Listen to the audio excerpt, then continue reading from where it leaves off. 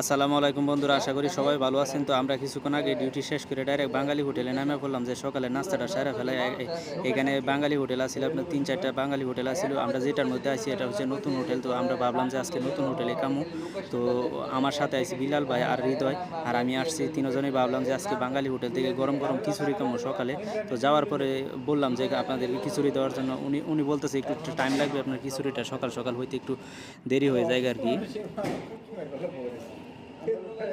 এইদিকে আমরা তিনজনে মিলে একসাথে গল্প করতেছিলাম। আর খিচুড়ি প্রাইস ছিল আপনার 10 রিয়াল করে। আমাদের কাছে একটু বেশি মনে হয়েছে, নতুন নতুন এই তুলনায় আপনার একটু কম দেওয়ার দরকার ছিল, তো বেশি দেওয়া দিয়েছি আর কি।